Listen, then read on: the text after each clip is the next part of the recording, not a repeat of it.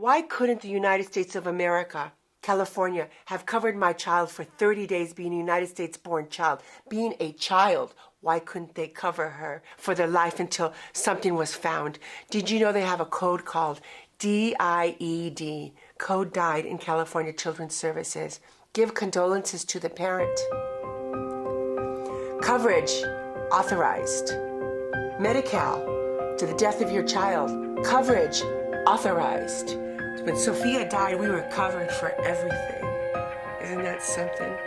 And that's what we need to change, because I could have gotten mad and I could have gotten sad, and I did. I got so mad. I tried to eliminate my citizenship from the United States of America. I would rather be without a country for the life of my daughter. Money doesn't matter, but to the United States of America, it did. Sophia was born on Easter Sunday on April 11th. Since she was little, she saw angels. She was always really funny, but she came out differently, stiff. And from that point on, she was a special individual with a learning disability. She ended up growing up to be very strong and opinionated and artistic and beautiful. And then, everything is going well. We're doing our poetry, we're living, we're finally at a great place in our life. Then Sophia got sick. They said, Sophia has a rare form of leukemia called refractory leukemia, which means it's like oil and water, nothing is going to help it. And that's how Sophia's Angels started in the new realm of Sophia's Angels. At first it was creativity and fun and angels and artwork and music and still that. But now Sophia's Angels were like we were calling on all angels to help keep her alive. All her angels. Because now we have to believe what she believes. She worked really, really, really, really hard to live. Really hard. And it was really hard to go back into the hospital because then we were in there for months. And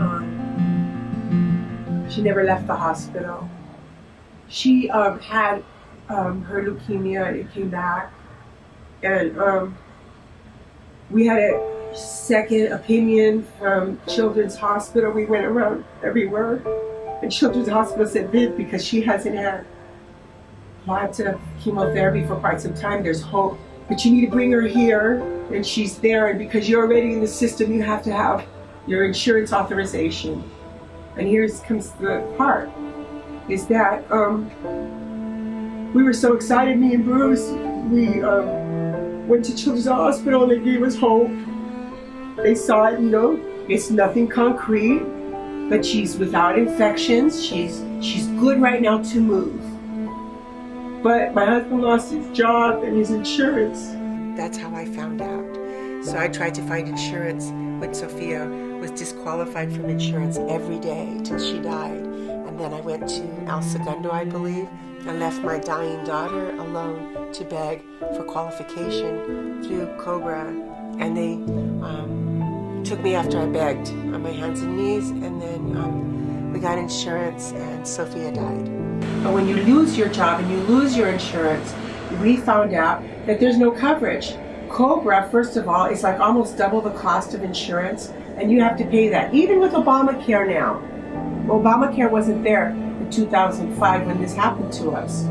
But now we have Obamacare, and you think Obamacare is going to take over? No. It's going to be just like Medi-Cal, just like COBRA, just like CCS, okay? Which means that there's a 30-day gap where a United States-born child is completely uninsurable, even for their life in crisis. No matter if you have letters, pleads from doctors, pleas from parents, nothing. I found out the flaws to the law and realized that this is an administrative change. All they need to do is make the rules differently. It's not voted by the people. It's not even voted in chambers. It's amongst a group of people who will decide that they need to increase that level. I went as far as going to Alex Padilla, our state senator at the time, after many years of presenting it to different politicians that won't listen to a woman's heart simply because this issue is too hard.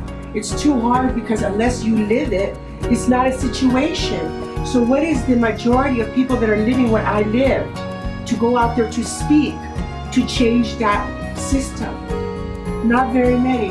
And who has the will and the passion after their child has died to stand there for years and say, hey, this has to change for one another.